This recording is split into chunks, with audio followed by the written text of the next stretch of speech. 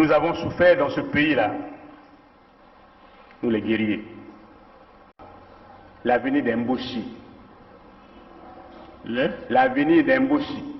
L'avenir d'Emboshi. Et qu'après, Sasuke fait que serait l'Emboshi. Il faut qu'on réfléchisse. Je le dis en connaissance de cause. Je dis, je sais comment nous sommes organisés. Je sais. Vous savez comment? Comment l'armée est organisée. J'aime me dire ça en bouche. Moi je suis moyen. Vous êtes aussi moyen. Quand je dors la nuit, je vois de n'importe quoi. Les gens avec les saguets et les rapides. Donc, maintenant si vous existez que je parte, sortez vos symboles traditionnels. Je tiens, vous tenez, je vais. Sinon, je ne veux plus. Le président m'a regardé. Il n'a pas sorti les symboles traditionnels. Et nous nous sommes séparés. Je suis sorti de son bureau. Cependant, est vrai le fait que jamais je ne pourrais accepter que la Constitution soit violée. J'insiste pour dire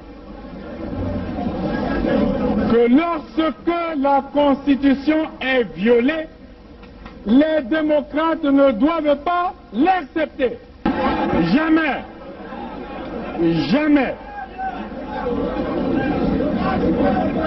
Et jamais nous n'accepterons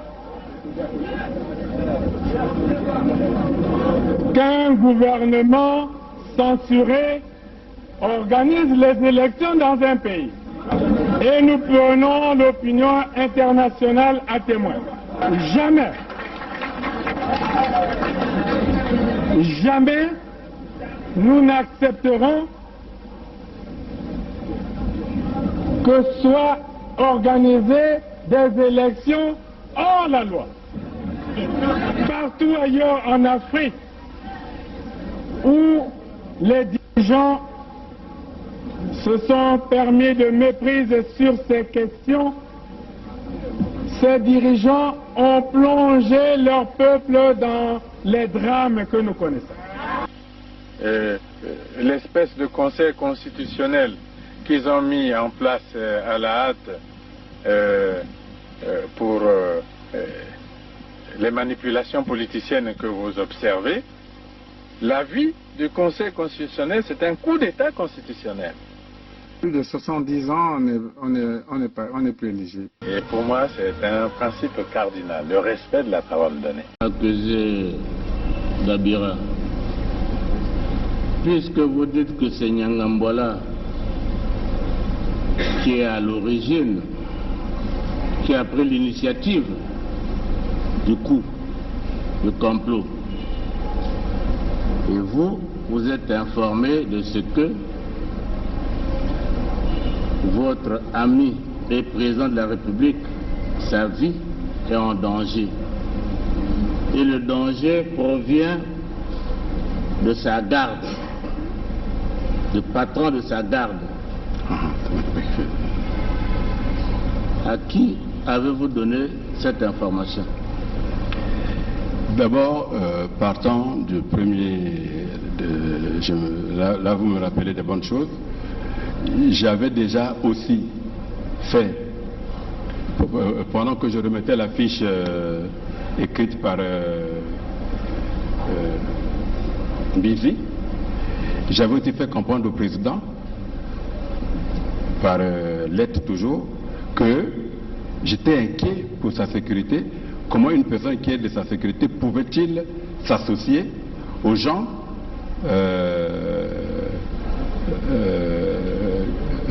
de l'extérieur qui est aux rebelles? Pardon? J'avais déjà envoyé, en même temps que j'ai envoyé la fiche dont on a parlé sur les armes, le Mbizi là, J'avais aussi, maintenant que je me rappelle, j'avais aussi écrit au président, lui disant que je m'inquiétais du fait qu'il avait derrière lui quelqu'un qui a donné des armes aux rebelles. Quand il y a eu l'attaque, oui. En 2016 Bon. 2000, En 2016 16, oui, d'accord. Hein? Oui, oui. Avril 2016. Bon. La situation avec Nyangambwala, ça remonte, à vous dire, entre fin octobre 2017 et début novembre 2017. Oui. C'est bien cela. Dans cette période-là, avez-vous fait une fiche au chef d'État qui est votre ami? Je vous ai dit ceci, j'étais encore en train de creuser parce que la première fiche que j'avais envoyée n'a jamais eu de suite. N'a jamais de suite. Et la deuxième? Voilà, et Nyangambwala était toujours derrière lui. Donc je me dis, bon écoutez, peut-être que je n'ai pas convaincu suffisamment, mais je verrai. Est-ce que vous aviez fait une deuxième fiche relative à cette situation de Nyangambwala au président? Vous l'avez fait? Non, je n'avais pas encore fait une fiche. Vous n'avez pas fait de fiche? Ouais. Parce que tout à l'heure, vous disiez que l'idée vous est revenue, bon, vous avez fait une fiche. Donc vous n'aviez jamais fait de fiche à ce sujet? Non, je parle de l'affaire des armes. Hein, donc, l'affaire des armes, vous avez déjà fait la fiche depuis 2016. Oui. Mais nous sommes dans l'affaire du complot. Avez-vous fait une fiche au chef de l'État qui est votre ami? J'étais encore en train de... Parce que déjà, quand je lui dis déjà que celui qui est derrière vous là est dangereux, vous lui avez dit quoi? Je crois que 6 mois, 7 mois ou 8 mois avant, donc quand nous avons fait cette fiche... mais moi je ne sais pas quand vous avez fait cette fiche, c'est à vous de le dire. Peut-être qu'en avril-mai. Hein? Peut-être qu'en avril-mai, avant que... aussitôt après les attaques des ninjas. Oui, mais les attaques des ninjas, depuis que ça avait commencé, tout Congolais sait ce qui s'est passé réellement. Oui. Hein? Et votre fiche, vous l'avez faite quand? C'est-à-dire que, au fait, ce qui s'est passé réellement, je crois que le procureur de la République est dans la salle.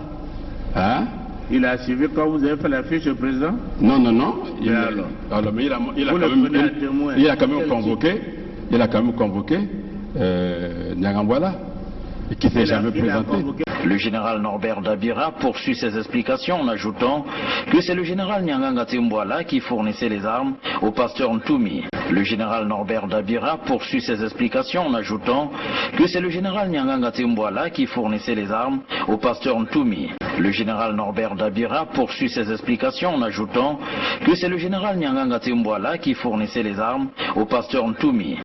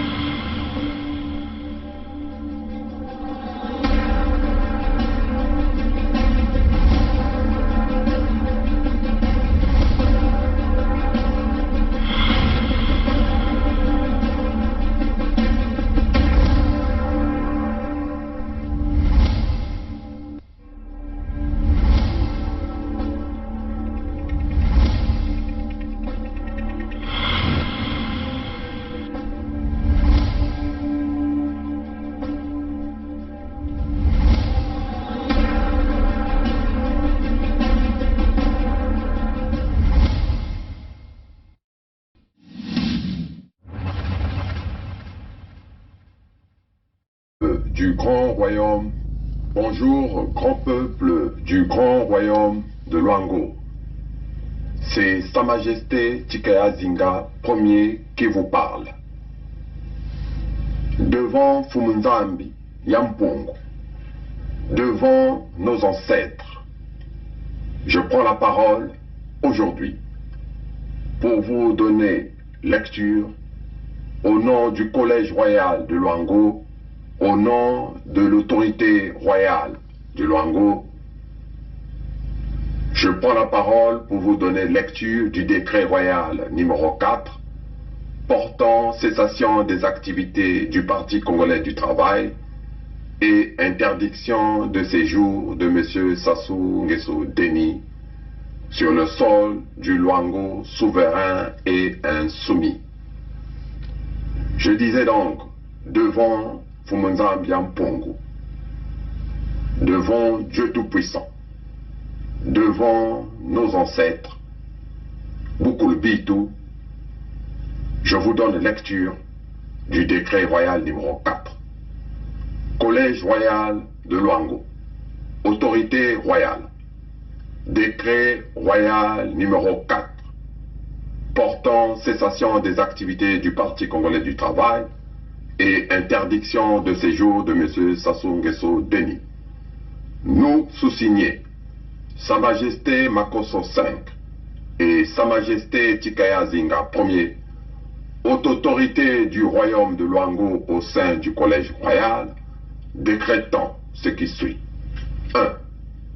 Le caractère terroriste du Parti congolais du travail, en parenthèse PCT, et la cessation définitive de toute activité politique, de tout parti, ainsi que de toute association reconnue par le pouvoir de Brazzaville jusqu'à la date du présent décret sur toute l'étendue du territoire du royaume de Luango.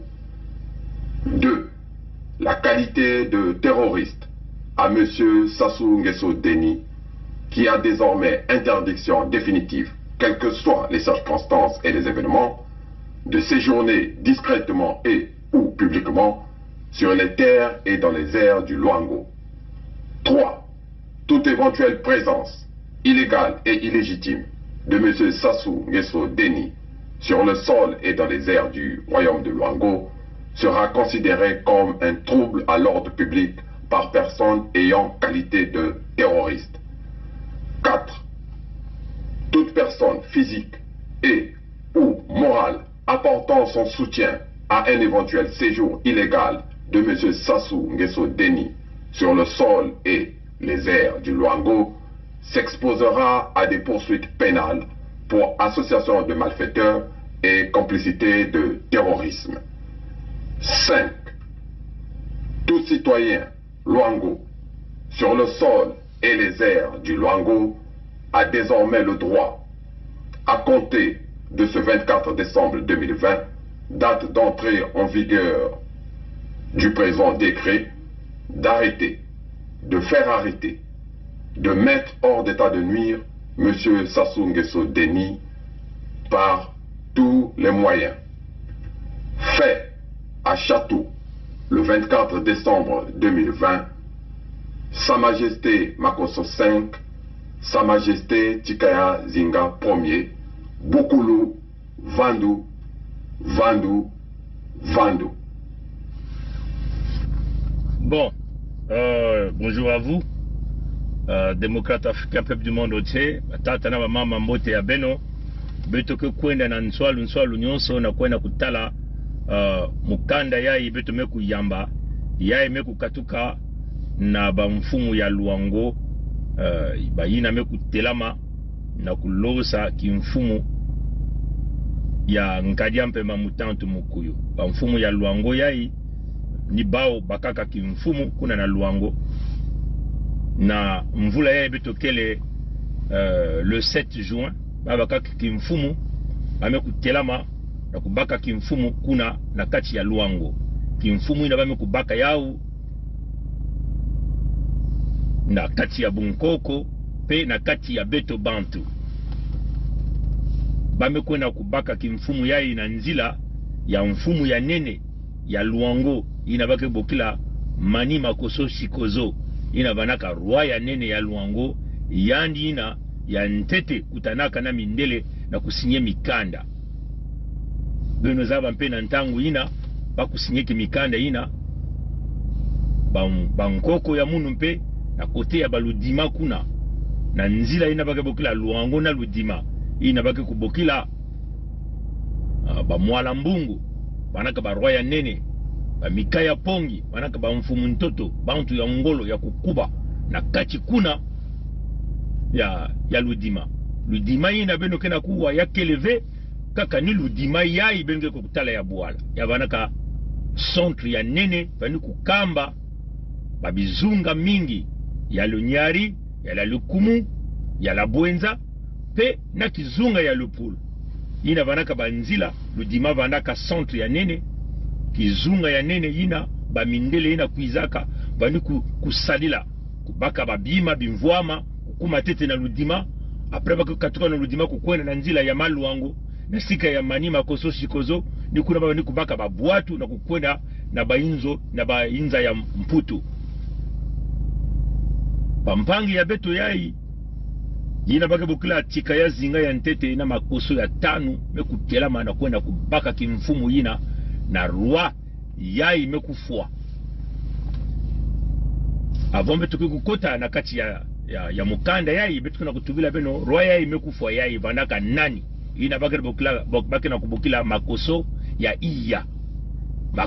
iya vanaka kisadi ya Nkadia Mpema Mutantu Mukuyu mwane mumboshi maina bake bokila Sasungeso peleko si beno kena kutala mbote makoso ya iya yai mekufwa yai vanaka na kimfumu ve yani vanaka kaka muntu ina vanikulakisa kifua nini ya rua kuna na kati ya Luango ata kimfumu mosi vanaka na yandi ve me muntu ina vanikukamba kimfumu ya rua ya Luango ni mwana ya mumboshi ina bake bokila Sasungeso ina beto ke kubokila Nkadia Mpema Mutantu Mukuyu ni yandi vanaka na kimfumu ya rua ya Luango ina si benu kana kutala mbote makoso ya iya bame kubaka yani kimfumu benu kuzaba mpeke yani vanaka kisari ya Nkadia Mpema Mutantu Mukuyu tangu Nkadia Mpema Mutantu Mukuyu vani kukwiza kuna yani vani kusukula nzutu ya Nkadia Mpema Mutantu Mukuyu nzutu yani ya kibakala kusukula makulu ya yandi kubaka maza ina kunwa yao yani vanaka pe mtu ina vanaka na kati ya babinzambi nzambi ya bau ina Nkadia Mpema Mutantu Mukuyu mwana mumboshi kele mfumu beno kuwa mbote yandi bame kubaka yani kimfumu me Nkadia Mpema Mutantu Mukuyu vanaka mfumu ya yandi ntangu beno kutala bame kufua bana mingi kuna na kati ya Lukwilu d'abord na Bwaza meeting meluti bien na Weso meeting meluti bien na Pamwa population me Salva Dakima Zulubat me kumul babatwa sonde na Zulubat songule litakuli mama kambe Sasungeso libolulen poiso bako kayan betu ba villa Pamwa beba ni beshi ba papa betu na jeunesse ba vili betu me kubu méchant bisalu kelve ba fille kana kona nuna on dit pas na 100 ans betu me varié Zulubat betu me beshi la promesse nandolo ngeke yamba tonaka ba vili kuko ne santé betu ba vili betu kuna colère kambe tata ko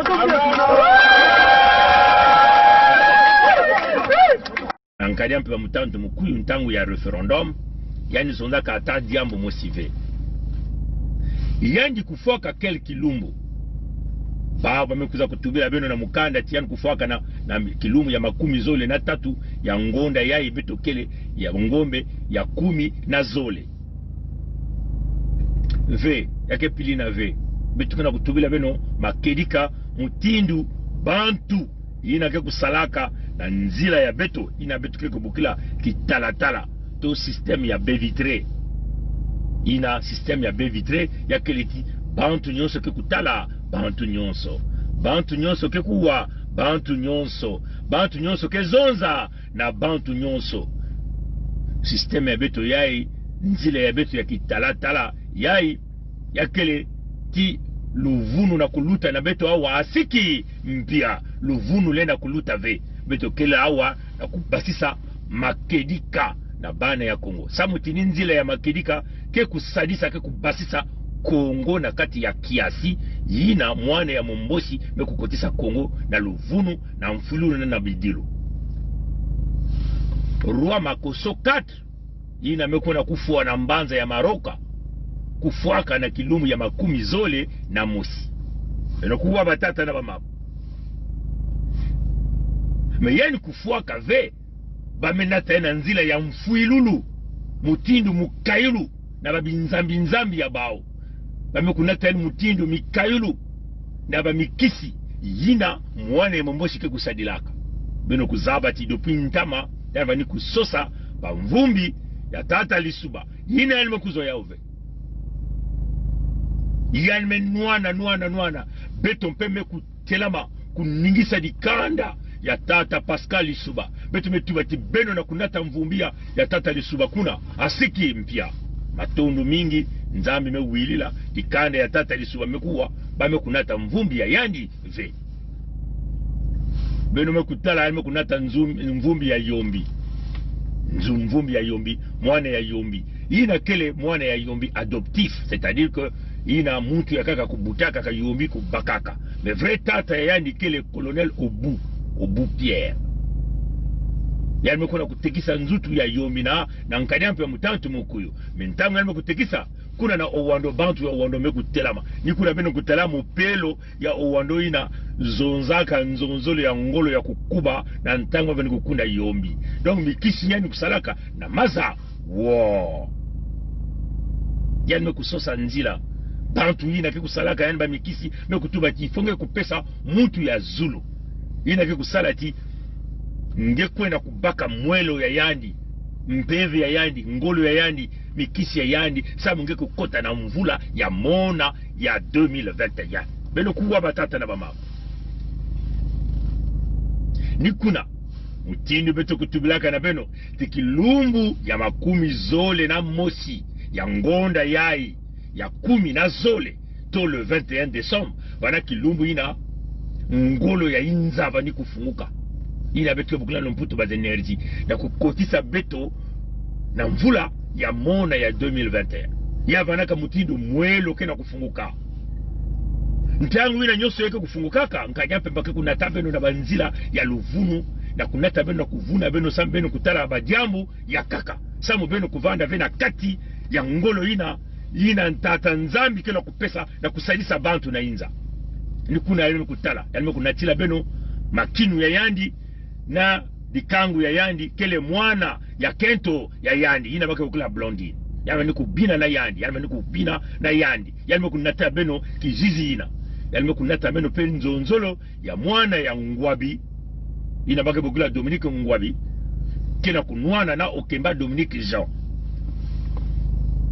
ntangu ina beno vanaka na kutala bebizizi ina kuwa banzonzolo ina yandi nkadia mpemba mutantu mukuyu mekanisati yandi kubika ve mwolo ya kufunguka si yandi kusala ve kima yandi ina nanzile ya Maroko wow le 21 kilumbu ina beto mpe kutila maka na kumanisa kimfumu ya yandi kuna na suda ya Kongo na kilumbu ya le 21 ina ya makumi zole na mosi ya ngonda yai ya 10 na zole yani mekona kusala rituel kuna na Maroko Makoso 4 vaniketete ya moyo ntangu ina bavani kusala ya bifu ya imbi ya kubaka mwelo ya yandi na bamikisi ya yandi beno kuwa batata na mama beto kela na kutubila beno makedika donc na kilumbu ina mutindu beto tubilaka beno tibenu ke kutala nge kusala bas sacrifice nge kupesa ba mikailu ya menga ya bantu biyandi amekona kupesa mikailu ya menga ya yina varaka ruaya ya luango yina bami kukatula na kimfumu kuna na Maroko na kilumbi ya le 21 yina amba tata na beno kuwa ya ikele diambu ya makedika betu kena kutubila beno tangu baba ni kubaka mwelo ya yandi bame kutuba na beto bakuzaba ve kasini ntima ya yandi bame kubaka kasini nzutu yandi bubaka na bame kubaka kasini musopo ya yandi bame kubaka bame kutuba na beto ni mutindu donc ntangu ina bako salaka ba rituel mutindu ina mutu ina baka na kupesa mutindu mukailo fo yani kutala mpasi ya kisatana beno zabati binzamizambi ya bau na tangu ya ntama ina baba ni kubokira bisadi ya bale baba ni kuyoka babana baba ni kuyoka babebe tangu ina bebeke na kuyatia ni kuna ke bwesu ya bau mutindu mukailo na nzambi ya bau mena nkadampe ya mutatu mukuyu yani ke kusalaka ya mambo ya mutindu ya kutalisa nge mpasi mutindu tata Cardinal Emile Biayenda yani kufuaka yani ya kukunda yani ya moyo na maboko ya yandi mosi mutindu tata Masamba Deba yani mekusala yani mambo ya imbi yani mekupesa ve mvumbi ya yandi na mantwala ya yandi mosi yake ba Mikailu ni yandi kusalilaka ntangu yai yani mekuna kusosa mutu ina yandi nkadampe ya mutatu mukuyu bani kukanisa tikele mutu ya nene ni roi ya maluango ina vanaka roi ya maluango ina bakebukla makoso 4 yani melanda yandi na Maroko kuna na kuna kupesa yani mutindu mukailu na binzambi ya bao ya busatana na kukatula ntima kukatula bonzi kukatula misopo kukatula nzutu ya kibakala yani kuja yao kusala mambo ya bukento na bubakala na nzutu na mvumbi ya roina bima nyoso ya imbi beno kuzaba ntangu na mambo ke kusalama sasunge sole na kubika ve bantu ya pese teka kasala yao yale na kusala yao ve samuti yandi mosi zola mambo yina yandi mosi fuervanda mutu ya ntete ina ke kusala bifu ya bamvumbi yina yandi mosi bamekutuba na beto yandi mosi nkadampi wa mutatu mukuyu fanaka kuna na Maroko na kilumbu ya makumi zole na mosi ya ngonda ya ibetokele. Donc le 21 décembre, lui-même Sassou n'a pas voulu manquer l'ouverture de cette grande porte des énergies qui se libèrent. Et donc il a voulu sacrifier l'ultime individu qu'on appelle ici le roi Makoso IV de Luango. Comprenez ça. Et tangu ya même manisa kusala bifuina na kukota na mwelo na vane kufunguka na menga na mpeve ya Makoso 4 yandi na mekuvutuka na mbanza ya Brazzaville na kwenda kusala nzonzolo ya yandi yanazunaka nzonzolo na kati ya bwala ya Congo inabaka bukula discours de la nation, l'état de la nation et nyon surtout na mpamba na mpamba. Mais peleko beno kutala bien si Makoso 4 vanaka peleko roi ntangu ina roi ke kufuaka ni muntu ya kaka vete kuza kutuba ke roi mekufua yake na muntu na kati ina baka bokula na cour royale na kati ya dikamba ina ke kuza kupesa nsangu ina muntu ina bima ya royaume mutindu baka kusala royaume yake vanaka na muntu ina kuza pesa ka nsangu ina muntu ina wana muntu ya dikanda ya pene ya roi muntu ina peka wana muntu ya kubieka na banzila ina mekansi royai ntangu bame kusala yani mambo ya bifu na nkadia mpemba na kilumbu ya makumi zole na mosi. Donc le 21, le même jour où les énergies se libéraient, où nous avons pris l'initiative de mettre fin à l'autorité de Sassou, où toute personnalité physique ou morale qui exerce l'autorité de Sassou au sud, lui aussi il était en train de faire un rituel en donnant le sang, l'esprit, voire même l'âme de Makoso 4 au Maroc, en passant par des rituels de sacrifices cruels sur ce nom. Certainement il y a la même na menga ya roina nimekutala mambatata na mama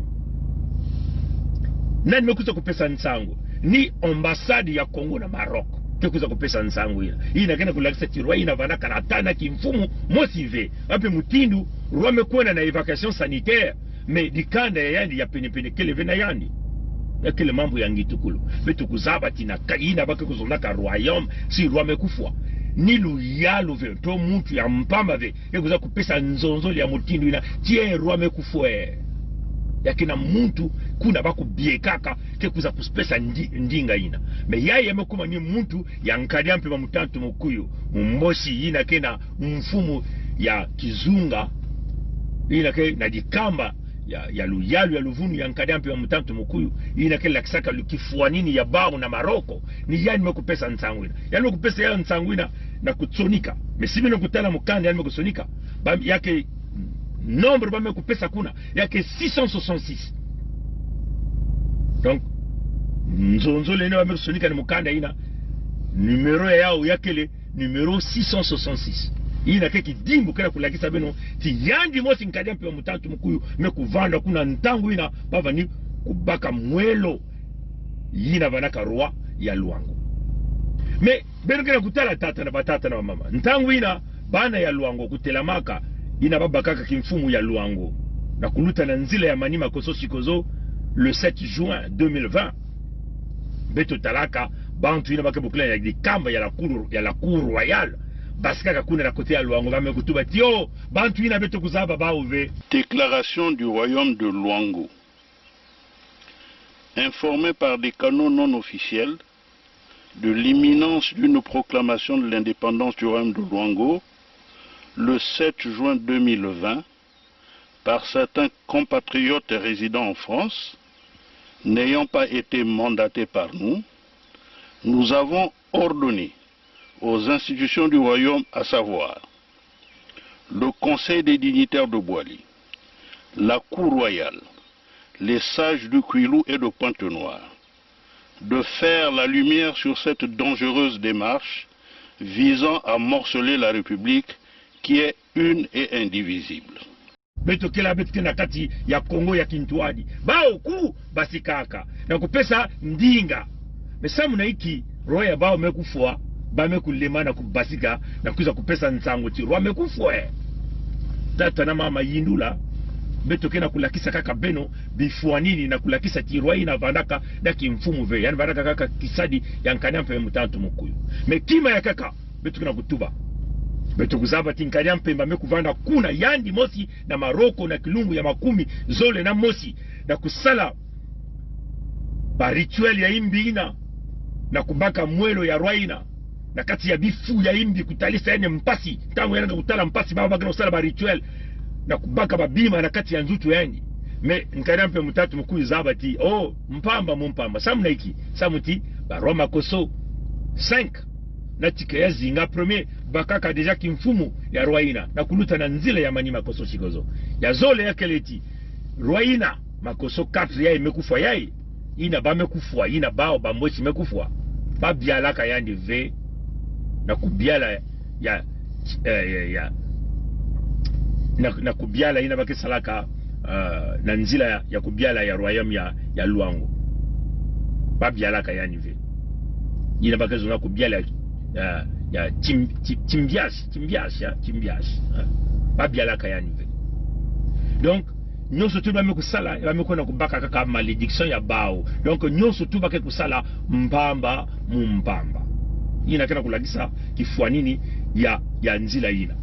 Maintenant beto kukota na kati ya décret yai me beto kena kutuba diaka na babantu ya Luango si peleko beno kena kutala ti mambo beto kena kuzonza ya kele mambo ya Luvunu beto ke kubokela beno na Ntembe ina bake tuba challenge beto zora kumanisa Ntembe ya ina beno bantu ya Cour royale bantu ya Pointe-Noire ba peuple ya Pointe-Noire sa mutibeto zaba ti bantu ya Cour royale ya Luvunu ya Mayuya babake sala ba manigance na kuvuna nzutu ya roi ke ya kele ya kulunga me beto ke tuba beno ku lakisa nzutu ya roi na peuple nyonso ya Bwanza ya Pointe-Noire ou na ba peuple nyonso ya bavili betu mebokela beno na challenge make tuba na Kimputu na Lumputu na challenge ntangu mvumbi ina kekukwiza beno kumwangisa cercueil zenke ina nkadya mpe mutantu mukuyu mekutula nzutu ya roi ina betu kutuba na beno badiambu zole ya ntete ya keleti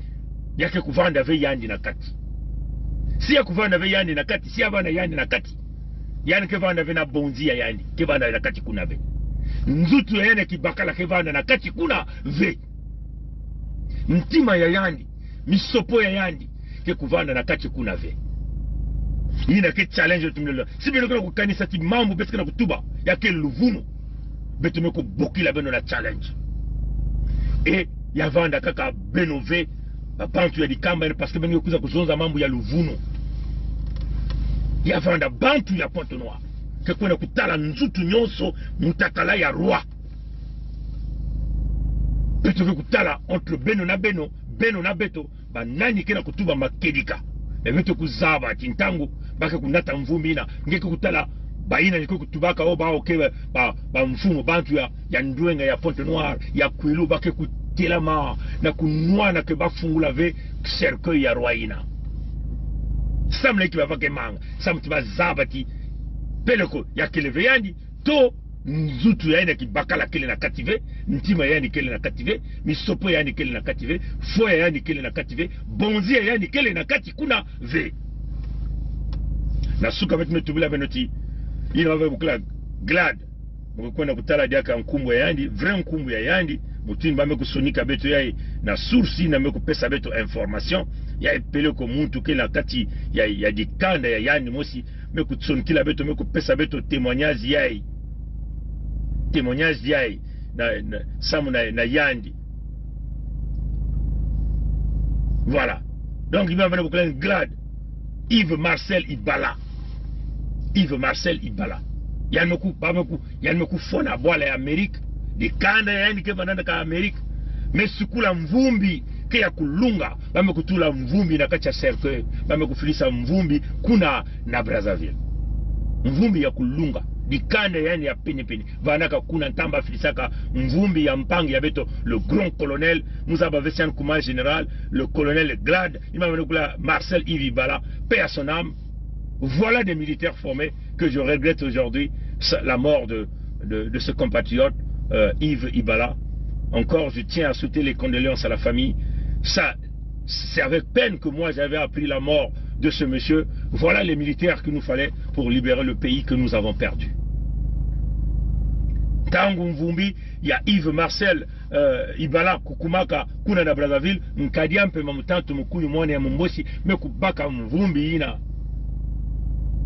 Telme kusala ba weekend zole kuna Mvumbi ina. Dikana kina kulomba, vutula Mvumbi kumanga, yani kumanga, vutula Mvumbi ke kumanga. Après 2 semaines, yani vutula Mvumbi na dikanda, yani kuzenke cercueil. Tangu bakona kunda tata yani banakita moyo tata yani metu bative menna kukunda mwana ya munu kaka mutinu na ve beto ko kufungula na kutala iki kena kati ina ba kufungula ka Mvumbi tata mekunwana bantu metu ba beno na fungula ve tata me dasuka yani metu ba beno fungula ya ikele mwana ba mekumwangisa cercle ba mekutala na kati Mvumbi ya tata Marcel Yves Ibala colonel ya kukuba bonzi ya ene vanaka dia kave ntima vanaka dia kave nzutu yana kibakala vanaka ve meso ya yandi vanaka kuna diaka ve misopo ya yandi vanaka kuna diaka ve menyina Mvumbi tangu batulaka na banza ya Amerika na kukwiza na Kongo bima nyoso vanaka ya kulunga ya idikanda kena kutuba donc numuna kutuba na beno beto kila wa bantu ine ketubaka makedika na kulalisa bapongive e beto na kutubila beno makedika nyonso samna kumanisa mambu ya luvunu yai mwane Mumbosi kena kusala yina yani kena kunyokola banzutu ya bana ya Kongo na kusala bifu na mambo ya imbi nikuna barua tikaya zinga premier na makoso ya 5 mebaka ba decret bamebaka mukanda bamekusonika na mukanda bamekubaka misiku ba misiku kele 5 bamekubaka ina bamekutuba PCT parti politique ya Nkadiampe ya mutantu mukulu baina mekuyiba mbongo ya bwala baina kena kutatamana na kufua baina kena kutatamana na kubebisa lenda kuvanda jaka na kati ya kizunga ya le Kwilu V bamekulomba na bana ya Kwilu bana ya Malwango na kubingisa baina nyoso kele na kati ya partina inzo ya partina foba kumwangisa yao na mbanza ya Malwango ni mutindu na yakele me yakele veka kana mbanza ya Malwango yakele na suda nyonso ya Kongo munu mikaya pongi set ina butamaka na nzile ya Bankoko ya munu mikaya pongi ina katukaka kuna na mbanza ya Kongo Royaume Congo kele kintuadi na bampangi ya Malwango si bampangi ya Malwango mekubaka misiku umekutala ti misiku ina kele ya mbote munu mpeke kubaka misiku ina na kuzonza na bantu ya munu nikuna betu na kulomba yavana na Lepulu na la Buenza na la Lukumu na Lonyari betompe ke kubaka misiku ina parti politique ya PCT lena kuvana jaka kuna ve inzo ya PCT kumwangisa kuyoka baina nyonso ke kuzonza nkumbu ya PCT kubasisa bao na babizunga ya beto ni mutindu ina inabaki kutuba kiyenge ya bana ya sura. L'unité du Sud, oh yeah! Buena chance.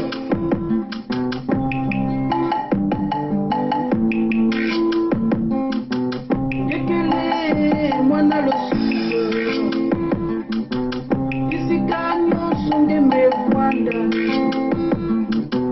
Na bwala, tona bwala mzenga. Pisa na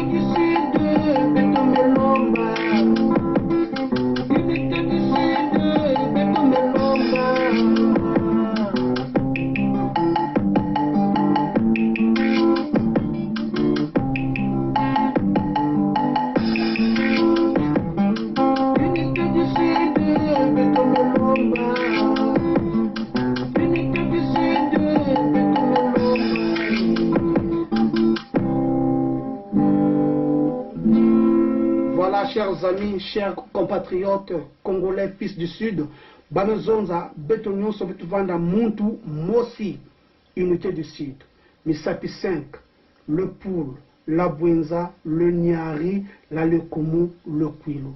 Merci, et toi quoi, c'était la voix de Tatandouenga, le griot de la nation.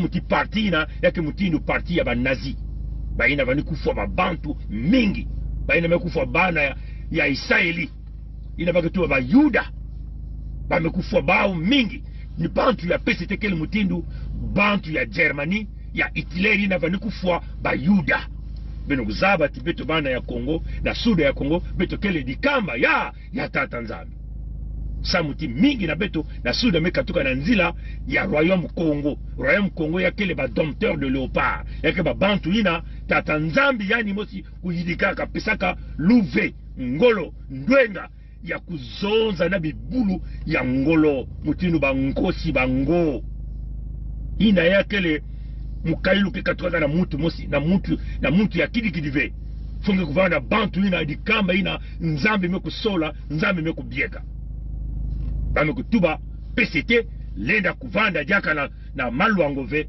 beno kukanga ba biro ya PCT beno kuyoka beno kubingisa bantu nyonso ya PCT na maluango beto mpembe kubaka yao na suda nyonso ya Kongo na kukanga kintwadi ina beto kutuba kijenge ya bana ya suda PCT lenda kuvanda jaka ve na kati ya le Poul na kati ya la Bwenza na kati ya le Nyari na kati ya le Kumu pe na maluango na nganda na nkumbu ya bankoko ya munu mikaya pongi munu ina mebutuka press ya nzila ya ludima mikaya pongi munu peme kuzonza yao yai kele kaka nzila ya beto ya mpulusu ya kubasika na kati ya mpasi na bayina kena kufua beto bayina kena kutalisa beto mpasi ya kele beto zola kubumba ba peuple ya beto nina yina beno kutala barua mutindu tikaya zinga ya ntete na makoso ya tanu mekubaka mikanu yai misiku yai na kusadila yao na kubumba bantu ya maluango munu mpe na babantu ya munu beto mpe ke kubumba bantu ya beto na suda ya Kongo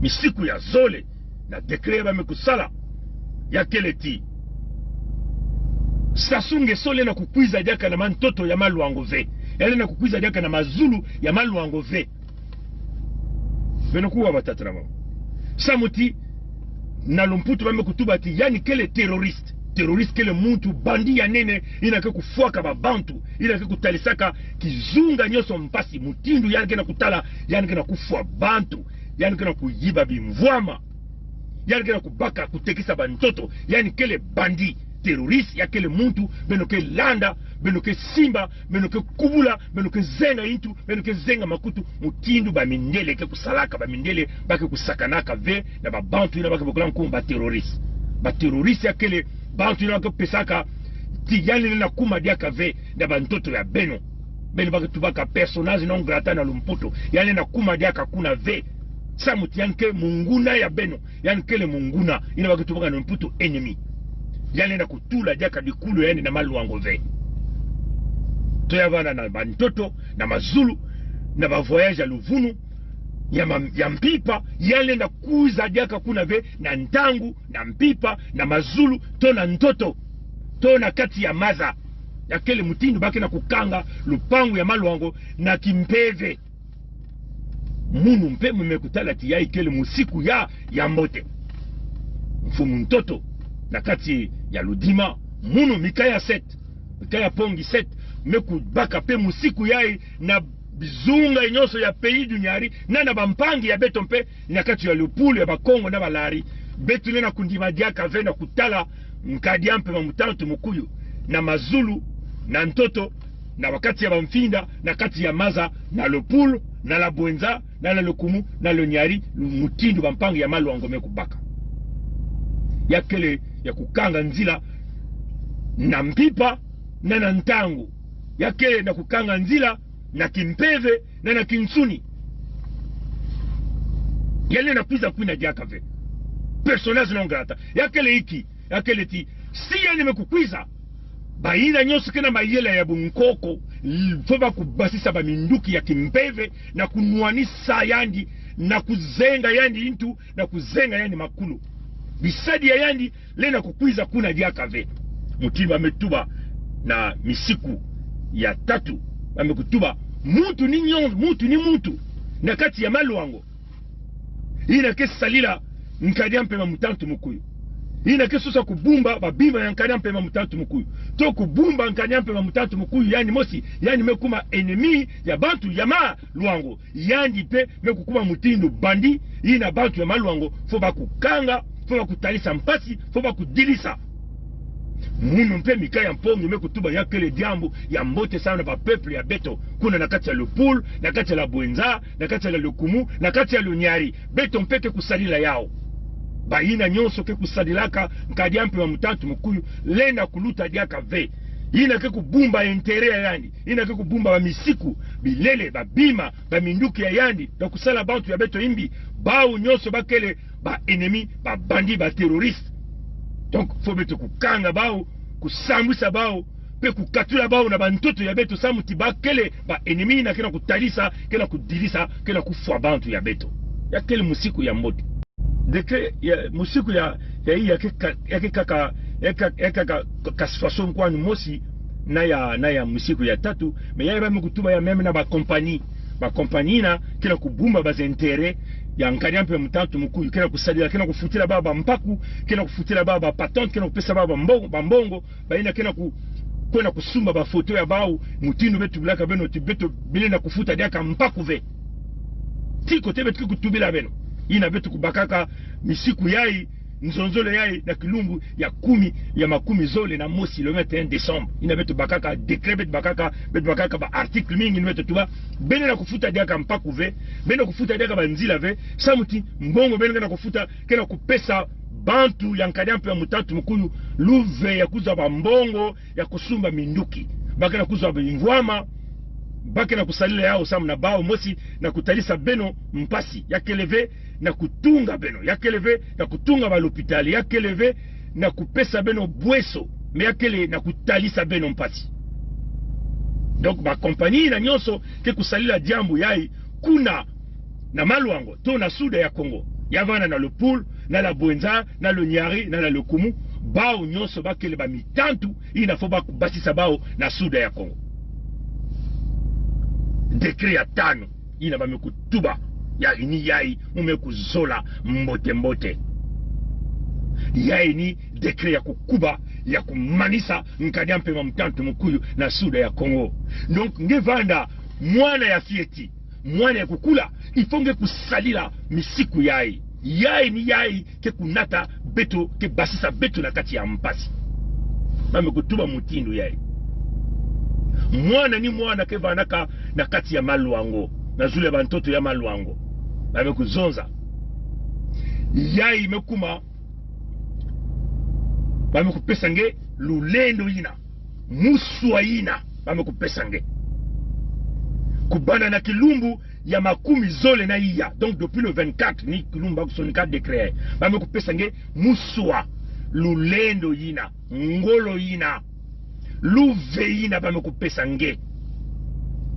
Bame kuzanguna nge nge mwana ni mwana kena bantoto ya maluango. Bame kupesa nge lulendo yina, bame kupesa nge ngolo yina.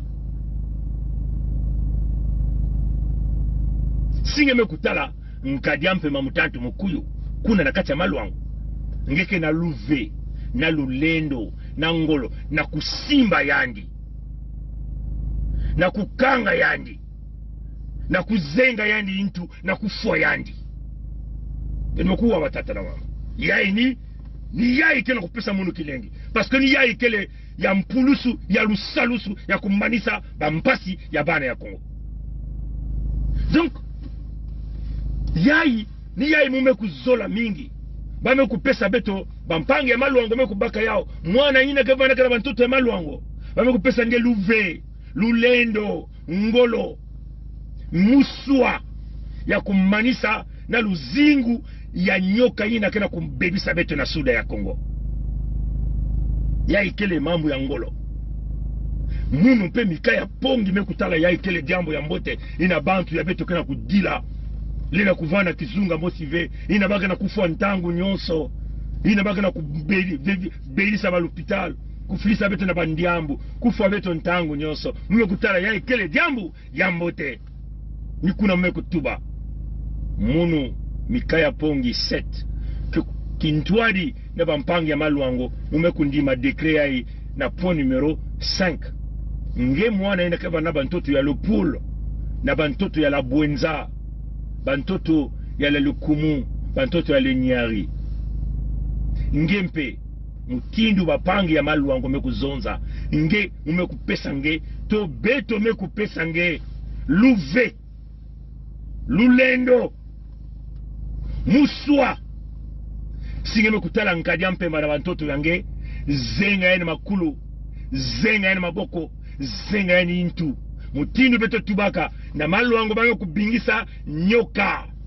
Nyoka mekuiza kukota. Kena kukwiza, yani kena kukwiza, yani kena kusosa na kukota kuna na Lupulo, to na Lunyari, to na la Lukumu, to na kati ya la Bwenza. Mumekutala, mumekutuba nyoke, ni yai bampangi ya maluango mekuiza kusala. Bamekuwa ndinga ya munu ine bandi kubokila. To beto ina kena kubokila. Nyoka mekukatuka na maluango kena kuza kukota na kati ya dibulu, kuna na kati ya beto. Tongemana na Lupulo, na la Bwenza, na Lunyari, na la Lukumu, nyoka kena kuza kukota. Tangu ina mwebaka ndinga, munu mikaya pongi 7, mekubaka ndinga, mekutuba nyoke bampangi ya maluango mewiri na munu.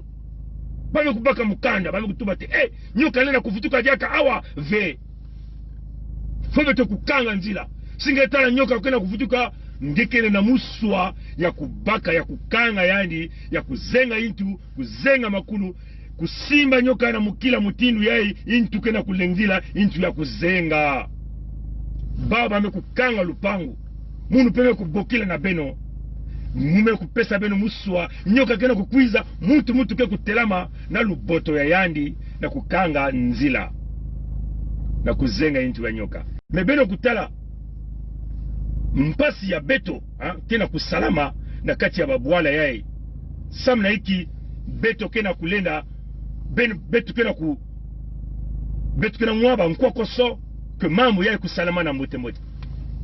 Mais avant que kuma kuna muke zola ku wikisa beno ndinga yai beno wila tete yao. Et puis à la population du grand et beno watete ndinga yai de Luango, au peuple frère de la grande vallée du Nyari et du Poul, je ne vous surprendrai pas et je ne vous apprends rien en disant que les terres léguées par nos ancêtres communs regorgent suffisamment de ressources naturelles pour permettre à chacun de vous, à chacun de nous, de manger à sa faim, de se soigner convenablement et de bénéficier d'une éducation digne de ce nom. Point n'est donc besoin de s'allier au diable pour avoir accès aux choses de la vie, pour satisfaire ses besoins économiques de première nécessité. Mon message d'aujourd'hui s'adresse donc à la dernière poche de résistance du système Sassou, à qui je demande de déposer définitivement les armes. Cette poche de résistance n'est pas que celle qui s'en donne l'apparence en s'affichant ostentatoirement avec des armes de guerre pour tenter d'intimider notre population, d'intimider nos populations. En effet, la dernière poche de résistance du système du sous-préfet du bord de la Lima se compose des hommes et des femmes plus discrets qu'on retrouve généralement dans les catégories socio-professionnelles non exhaustives que je citerai. Les fonctionnaires fictifs de la fonction dite publique qui perçoivent des salaires alors qu'ils n'effectuent aucun travail. Les anciens policiers, militaires, gendarmes, hommes et femmes politiques ou non, qui vivent à l'étranger, dans la diaspora, mais qui, avec la complicité de la dictature, continuent de percevoir indûment leur salaire dans des banques établies sur les terres de nos ancêtres. Les anciens évacués sanitaires, notamment en France, qui depuis des décennies bénéficient d'un traitement financier favorable de la part de la dictature, alors qu'ils sont guéris. Les subalternes de l'administration basée sur les terres de nos ancêtres, qui vivent au-dessus de leurs moyens par le biais du racket des pauvres populations, ce qui est communément appelé Madesoyabana. Les douaniers, qui, pour nombreux, officiellement, gagnent autour de 200 000 francs CFA par mois, mais dépensent plus de 4 millions de francs CFA chaque 30 jours. Aux percepteurs d'impôts qui n'ont pas la malice, comme il est dit dans la Bible, de se faire des amis avec l'argent volé afin d'assurer leurs arrières. Aux hommes sans charisme, sans référence académique, sans esprit de créativité, sans intelligence, sans humanité, qui adhèrent à la franc-maçonnerie tropicale dans le seul but de s'enrichir et de briller. Ces hommes capables, comme disait Coluche, de manger le cirage pour briller en public. Aux anonymes qui, pour draguer une femme ou un homme, se sentent obligés de s'inventer un lien de parenté ou d'alliance avec tel ou tel homme ou femme politique originaire de sa région ou de sa tribu. Aux hommes et femmes qui rêvent de devenir matériellement riches sans travailler, rien qu'en adhérant au parti de coupeurs de tête ou au parti congolais de travail, en passant maître dans l'art du sacrifice humain. Aux hommes et aux femmes qui se disent neutres et, dans leur neutralité, servent in fine la dictature. Aux soi-disant évêques et pasteurs qui disent la vérité sans jamais la vivre, donc augmentent chaque jour la population de l'enfer. Aux soi-disant amis et parents qui n'attendent pas que le coq puisse chanter 3 fois avant de prendre la fuite.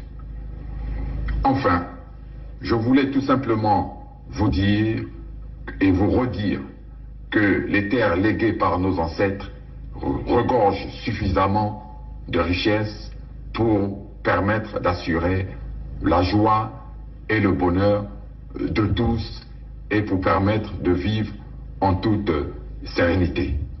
Il revient donc à chacun de vous de déposer définitivement les armes et d'être rassuré qu'avec nos royaumes, qu'avec nos chefferies très bien organisées, chacun trouvera son compte et l'avenir de nos enfants sera assuré.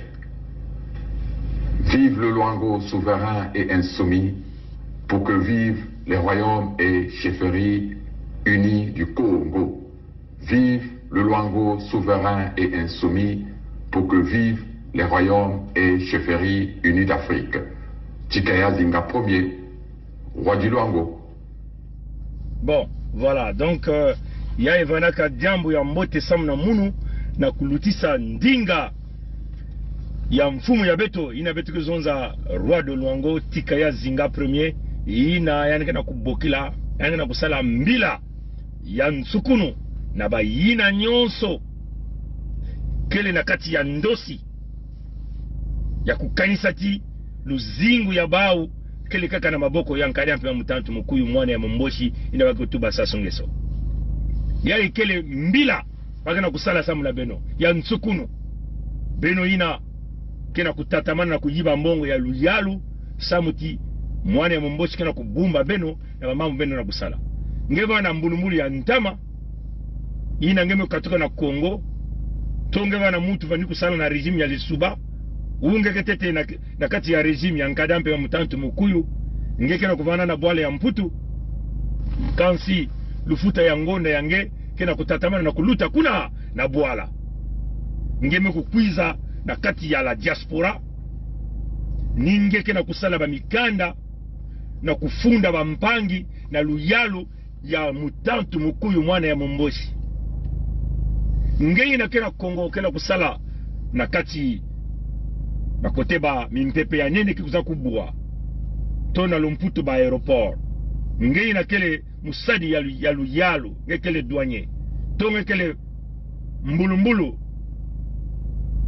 ngeme kumanga kusadila bana ya Kongo ina kena kudila ina ke mutindu ngemosi menge kena kutala kaka ndandu yange ya fiechi to ya ndambu to ya mingi ina ngeke na kuzwa ya mpamba na mayuya yina mutantu mukuyu kena kubikira bena kusala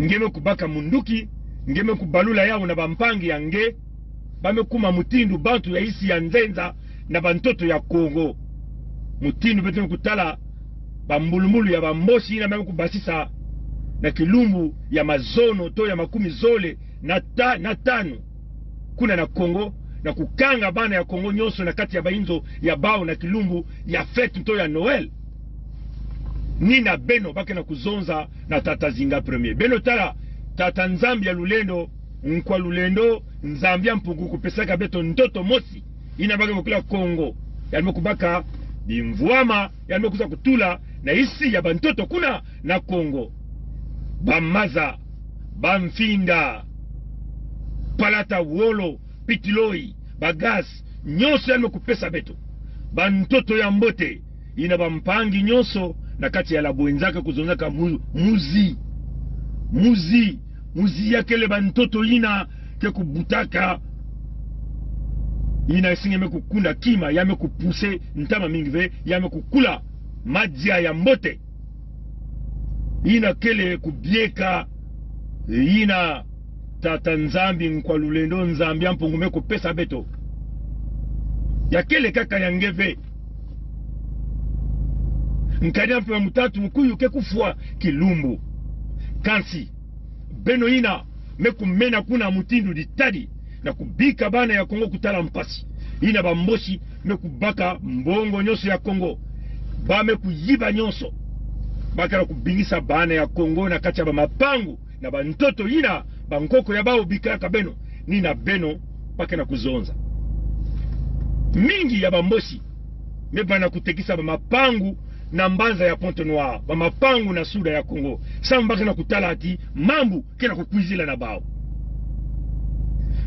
beto kana kuluengisa beno yao bilumbu nyonso baka na kutuba na beto bame kubanda kutekisa mapangu mebao na kuzwa batu ke kusumba yao wasiki mpya bame kubanda kutekisa bainzo sutukuna na maluango na mbanza ya Brazzaville bame kutuba ti mapangu mingi mekuma ya bao bazi immeuble ina baka na kutuba na beno bame kutunga Brazzaville bame kutunga Pointe Noire baka na kutunga yao na bambongo ina baka na kuyiba na luyalu na kukanga mwana ya Kongo na kubasi mwana ya Kongo kutatamana na kati ya mpasi ina bame kutunga bainzo kentalu bame kumwangisa mumbungu ekonomi bame kukanga ba kompani baka na kulimana kufuta balufuta ya ngonda to ya baletrete to balufuta ya bas étudiants bao kena kuzwa même ve bantu ina nena kuna kota na bainzo na kufuta bao lufuta ya ngonda to ba locataire baka na kuzwave samba inzo ketro ntalo me bale kutunga yao na mbongo ya Kongo ya kele mingi baka na kutekisa yao bao na kuzwa bantu ke sumba siki mpya samuti bana ya Kongo kele na mbongo ya kusumba yao ve epi bana ya Kongo mekumanga baina kena ba mbongo mekumanga ba mekuzabati ina ke bainzo bakubakaka yao bakutungaka yao na nzila ya mayuya tangu bwala ke kuyilama bana ya Kongo ina ke kuiza kuvutikila bainzo ina donc muntu ni muntu ke kusumba lupangu ya Mumboshi lupangu ya Kisadi ya Nkada Mpemba kuna na Kongo ina kele mbongo ya ngenge kena ku losa samuti ntangu Nkada Mpemba ke kubwa inzo ina luyalo ke kubaka yao ina ke vanda betu kusala yao bas ba inzo ya ba services sociaux ba ina ke vena lumeya ya mingi ba makande ya mingi luyalo ke kupesa baba inzo ina na poto nalo bakena kusosa bantu ke kusumba abao na kuzwa mutu ke kusumba inzo to lupango asiki mpya na ntangu yebetu na kutuba boma mekuma nina sika ya bao bebetu kena kutuba na beno yai ni ntangu mutindu tatatika ya zinga ya ntete kena kubokila beno kubika minduki to beno baka minduki ina olio beno kukubula ba peuple beno balkila yao na yandi mosi Nkada Mpemba mutantu mukuyu na bambazi ya yandi me yina ngekena kumanga kilumbu ya mazono beno kena kutana ti bana ya Kongo kena boma bana ya Kongo kele babakala ve to bakento ve ina bame kukangana na kata bainzo ya bao me yina ke mutindu mboma kena kulala bika mwana ya Mumboshi sasunge somu zawa yangena kutala muno yani kuwandinga mkena kutuba yina ke mutindu mboma kena kulala bana ya Kongo yina benime kutala kilumbu ya mazono ya Noel yina bame kumanga kubasika na nganda samu Nkada Mpemba mekutula bambulumbulu ya yandi na nganda Nkada Mpemba kena kubula ntulu chimume kulenda na kukangisa bana ya Kongo inwa mume kulenda na kukanga bana kacha bainzo yina ke mutindu mboma kena kulala yina ke mutindu mboma ke kulala ntangu mboma ke lalaka disu moske banaka ya kukangama disu ya kaka banaka ya mwasi mboma kena kulala kena kutala nge sasu kena kutala nge okemba ndenge obara ole songo mwani mboma kena kutala nge obami itu mboma kena kutala nge itwa poto mboma kena kutala nge mboma kena kutala nge Kisadi ya Nkada Mpemba na Suda ya Kongo yina kena kutalisa bana ya Kongo mpasi yina beno bula maboko beno kuna bavinya beno mebina na kutala bana ya Kongo mekangana bainzo ya kele mboma kele ya kulala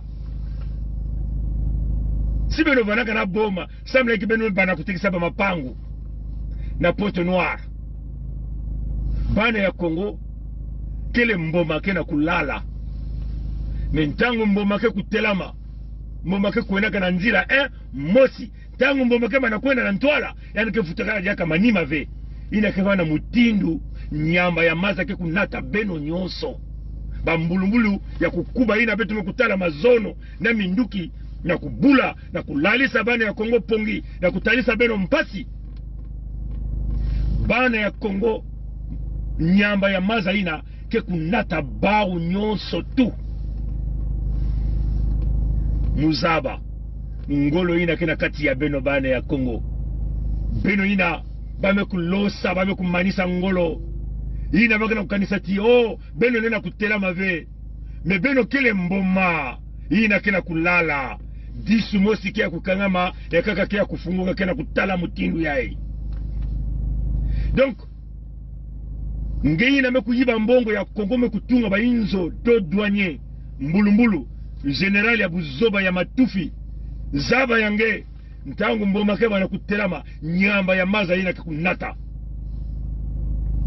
beno bantu ya Ngipiti bambosi na mebula ntulu na bizunga nyonso ya Congo na suda ya Congo na kutula kifuanini ya tata nzambi beto bantu na kati ya mpasi bengi na kutala tibeno kele ndinga ya kuzangama bengi ya kuzangama bengi kutelema na dizulu bengi na kuzonza na nzambi menzambi ke kukena kupesa beno mvutu ya yandi na bilumu ke kukwiza beno bantu ya ngipiti yai bengi na kutala yai bao bambosi bambulumbulu ya bao bisadi ya bao yai bengi na kutala yai mekutelema yai metunga bainzo ya ngolo yai kena kutambula na batomabilu ya ngolo na bilumbu ke kukwiza beno ke kutala bao diakave ni kuna beno ke kutala lulendo ya tata nzambi na ngolo ina kena kati ya mboma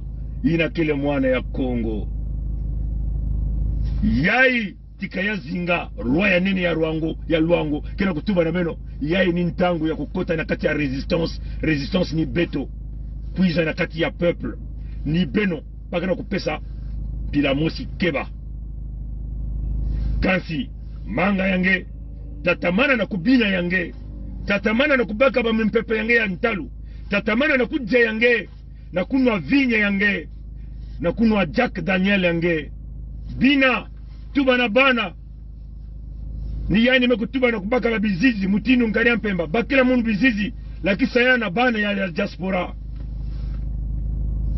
tsunami ke kwiza ata muntu motive na kati ya beno bainzo ya beno nyonso beno mekutunga ya ngolo ya kukuba baminduki ya beno nyonso beno kena yao yake kubwa ina waketubaka ina inza ina waketuba la nature, le combat entre l'homme et la nature, l'homme bien sûr avec grand H.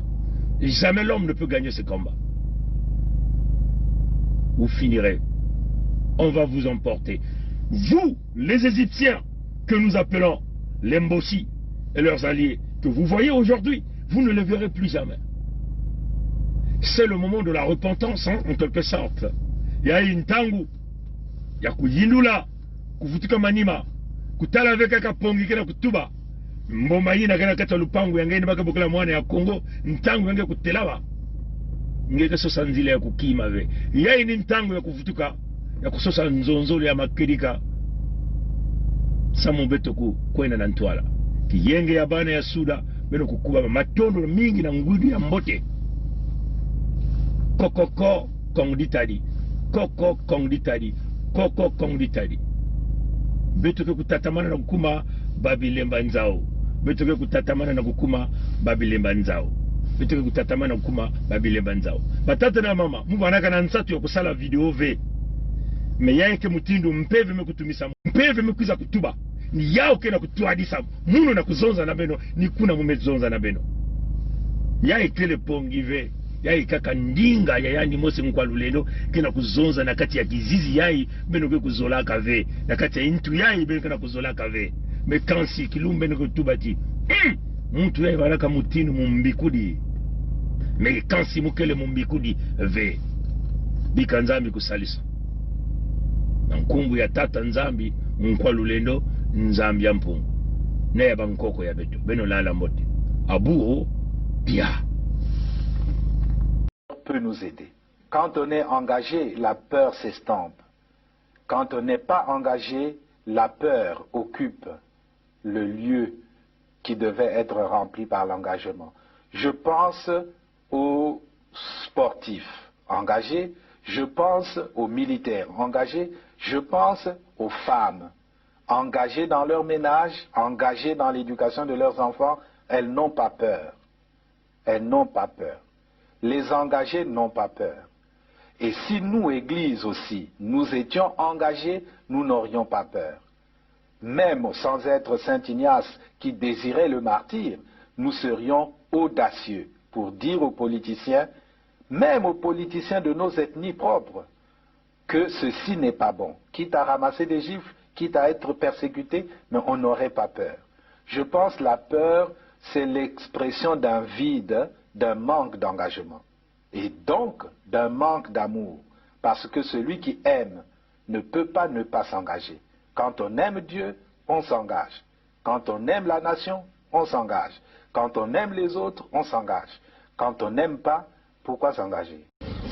Cependant est vrai le fait que jamais je ne pourrais accepter que la Constitution soit violée. J'insiste pour dire que lorsque la Constitution est violée, les démocrates ne doivent pas l'accepter. Jamais. Jamais. Et jamais nous n'accepterons qu'un gouvernement censuré organise les élections dans un pays. Et nous prenons l'opinion internationale à témoin. Jamais. Jamais nous n'accepterons que soient organisées des élections hors la loi. Partout ailleurs en Afrique où les dirigeants se sont permis de méprise sur ces questions, ces dirigeants ont plongé leur peuple dans les drames que nous connaissons. L'espèce de conseil constitutionnel qu'ils ont mis en place à la hâte pour les manipulations politiciennes que vous observez, l'avis du Conseil constitutionnel, c'est un coup d'État constitutionnel. Plus de 70 ans, on n'est plus éligible. Et pour moi, c'est un principe cardinal, le respect de la parole donnée.